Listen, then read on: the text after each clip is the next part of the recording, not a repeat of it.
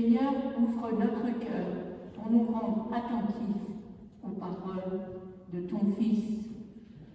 Alléluia, Alléluia, Alléluia, Alléluia, Alléluia,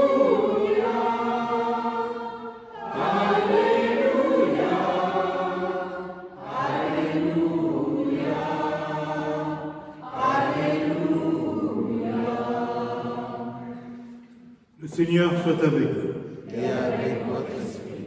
Évangile de Jésus-Christ selon saint Luc. Gloire à toi, Seigneur.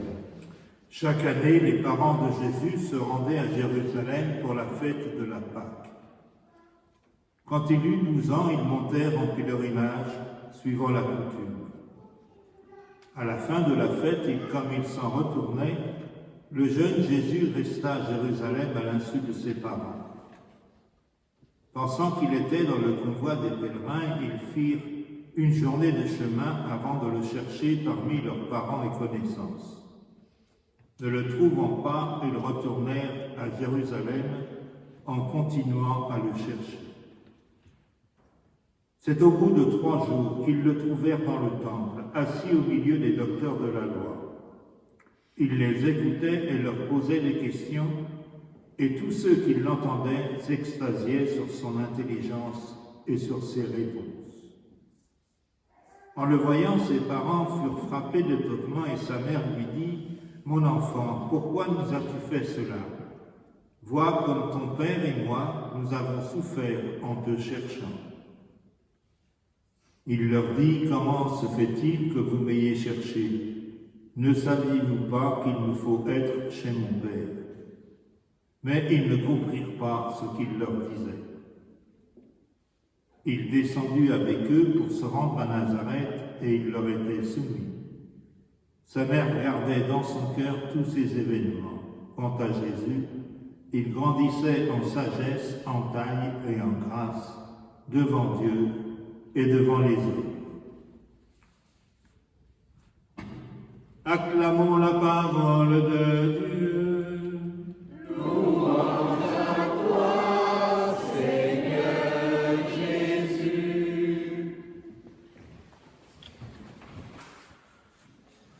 En cette fête de la Sainte Famille de Jésus, Marie et Joseph, nous venons d'écouter 3 lectures qui nous parlent de la famille. Dans la première lecture, le livre de Samuel, nous avons le témoignage d'Anne. Par ses prières insistantes, elle a reçu de Dieu un fils. Elle l'emmène au temple de Jérusalem pour qu'il soit consacré au Seigneur pour toujours. C'est une manière de rappeler que les enfants n'appartiennent pas seulement à leurs parents. Ces derniers n'en sont pas les propriétaires. Les enfants sont un don de Dieu qui est Père de tous les hommes. C'est ce que rappelle celui qui a écrit le prophète, Gabriel, je ne sais plus, un Libanais. Vos enfants ne sont pas vos enfants. Voilà. Il faut le dire plus fort là, le nom. Voilà, je vous conseille d'aller voir ce texte. Vos enfants ne sont pas vos enfants. C'est un texte souvent proposé pour approfondir le sens du baptême des petits-enfants. Dans la seconde lecture, Saint Jean nous invite à faire un pas de plus. Ce qui est premier, c'est l'immense amour que Dieu nous porte. Il va nous faire entrer dans sa famille. Il a voulu que nous soyons appelés enfants de Dieu et nous le sommes. Un jour, le Fils de Dieu se manifestera au monde pour réaliser pleinement ce que nous sommes déjà. Et nous nous préparons à ce grand jour en nous efforçant de vivre les commandements de Dieu, avoir foi en son Fils Jésus-Christ et nous aimer les uns les autres. C'est en effet cet amour fraternel qui permettra au monde de connaître, de reconnaître les enfants de Dieu. Tout au long de notre vie, nous apprenons à aimer les autres de l'amour dont Dieu nous aime. Et Saint Jean nous invite à demeurer en Dieu. Demeurer, c'est s'installer dans cet amour qui est en Dieu et y rester. Avec la foi, l'amour peut devenir profond car il prend sa source en Dieu, une source qui jamais ne se tarit. Et l'évangile de Saint Luc nous présente aujourd'hui Jésus qui s'est rendu en pèlerinage au temple de Jérusalem avec Marie et Joseph. Ils y restent 8 jours, puis c'est le moment de retourner à Nazareth. Le jeune Jésus reste au temple sans prévenir ses parents. Quant à eux, ils quittent la ville sans vérifier qu'il est du voyage. Cette séparation durera 3 jours. Alors, il faut prendre ce récit pour un reportage.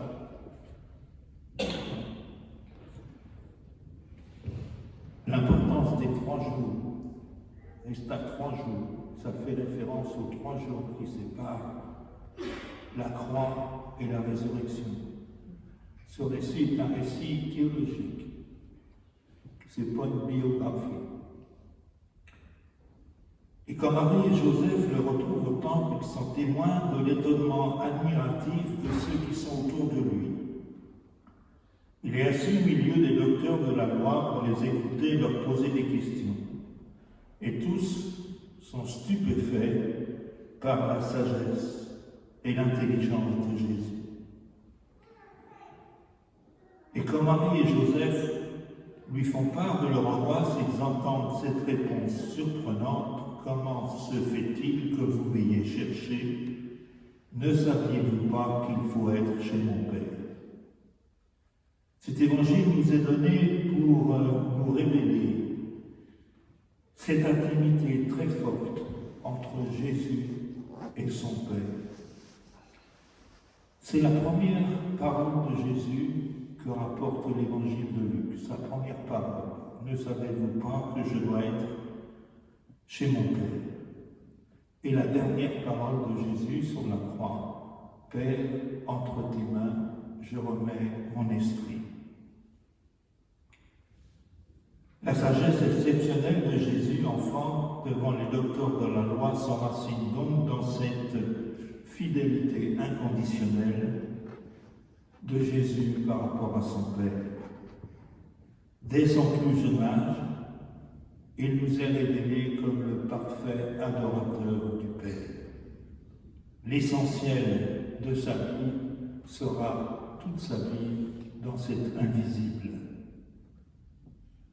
Marie et Joseph ont eu à faire cette adhésion d'amour à Dieu. Et c'est vrai pour nous aujourd'hui. Et bien souvent, cela prend ça prend l'apparence d'une adhésion dans la nuit. La foi est une lumière dans les ténèbres. Marie et Joseph retrouvent Jésus le 3e jour assis chez le Père. Un autre jour, 20 ans plus tard, Marie perdra Jésus. Au pied de la croix, elle va vivre la douloureuse expérience de perdre son enfant. Elle ne le retrouvera qu'à la résurrection, le 3e jour, comme je le disais tout à l'heure. Il ne sera plus chez elle, mais il sera dans la maison du Père. Il y a un message très important pour chacun de nous. Cette maison du Père, ce n'est plus seulement un bâtiment de pierre, ce n'est pas un temple, ni même une église. La demeure que Jésus veut habiter, c'est le cœur de chacun et chacune d'entre nous. Tous, nous sommes appelés à faire partie de la Sainte Famille de Dieu, qui est Père, Fils et Esprit. Et au jour de notre baptême, nous avons été accueillis dans la communauté chrétienne. Nous sommes entrés dans la grande famille de Dieu qui est Père, Fils et Saint-Esprit. Nous avons été plongés dans cet océan d'amour qui est en lui. Et l'évangile de ce dimanche nous rappelle que c'est chez notre Père que nous devons être. C'est le grand objectif de notre vie. Il doit passer avant toute chose, avant toute considération, si nous sommes chrétiens. Oui, aujourd'hui, nous sommes renvoyés à la place que nous donnons à Dieu dans notre vie. Et il faut bien reconnaître que souvent c'est grand oublié. Il y a bien d'autres choses qui prennent la première place. Suivant chacun. Ça peut être le sport, le refrain, les loisirs, bien d'autres choses passent avant lui. En ce jour, nous nous laissons interpeller par cette parole. C'est chez mon Père que je dois être. C'est en pensant à toutes nos limites et à toutes nos faiblesses que nous nous tournons aujourd'hui vers le Christ. Pour construire une vie, et particulièrement dans nos relations familiales, une vie qui résiste aux épreuves de la vie. Nous avons tous besoin de nous appuyer sur du solide. Et si nous le voulons bien, le Christ sera ce fondement sur lequel nous pouvons nous appuyer pour résister aux tempêtes de la vie. Il veut toujours être notre chemin, notre vérité, notre vie. Son grand projet, c'est de nous conduire tous, chacun de nous conduire chez son Père et notre Père. Alors oui, nous nous tournons maintenant vers lui et nous lui demandons qu'il nous aide à traverser les difficultés, les doutes, les épreuves de cette vie pour grandir dans la foi. Seigneur Jésus, tu es venu nous révéler le visage de ton Père. Comme Marie, donne-nous de garder ces événements dans notre cœur. Que ta parole nous habite et fasse vivre chacune de nos familles. Conduis-nous sur le chemin que tu es venu nous montrer et garde-nous fidèles à ton amour.